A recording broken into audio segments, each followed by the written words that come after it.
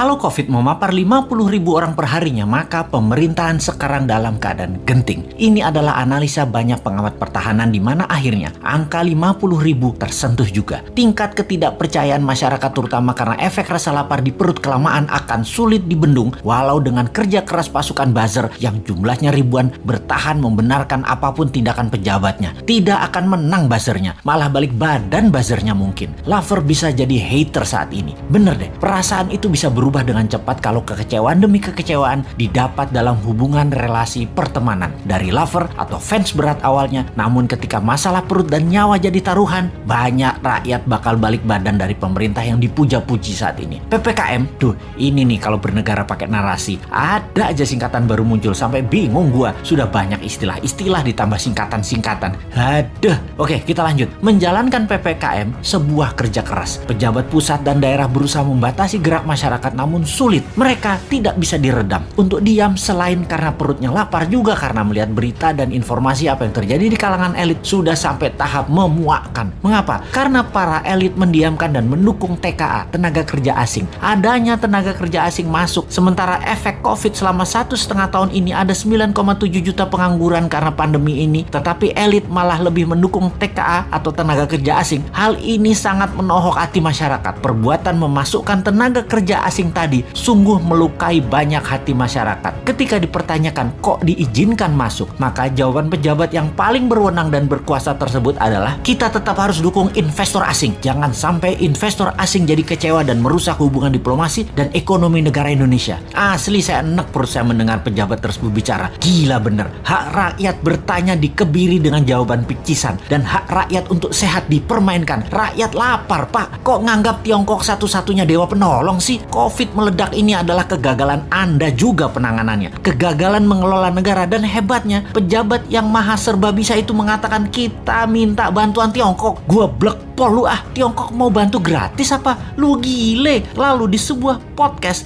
jawaban Anda pedagang bener deh. Asli Anda ini pedagang. Gue pikir lu negarawan. Kok bisa yang maha baik di pucuk pimpinan masih menggunakan orang seperti begini? Ampun Gusti. Ujian apa bangsa ini sampai diberikan dan mendapat pemimpin dan pejabat model begini? Wahai Tuhan yang maha membalikkan hati, sudahilah hati mereka yang tersangkut karena kesederhanaan pencitraan menjadi mereka mendapat melihat dari sisi yang lain. Dan ingatkan kepada dirinya bahwa selama ini ketika rakyat membelanya bukan berarti selamanya membela dirinya. Kalau nggak amanah, kalau hanya dia lagi yang diuntungkan, kalau pajak makin tinggi, kalau makan makin mahal, kalau kesehatan makin memburuk, ketika ketidakamanan terbukti dan yang tadinya mendukung memberikan amanah ke Anda, mereka punya hak mengambilnya kembali. Jangan marah dan kecewa wahai para pejabat yang terpilih. Anda menentukan jalan hidup Anda sendiri. Manusia menulis sejarah hidupnya sendiri. Begitu juga Anda para pejabat. Sejarah apa yang mau kalian tulis atas jalan hidup Anda kelak dikenal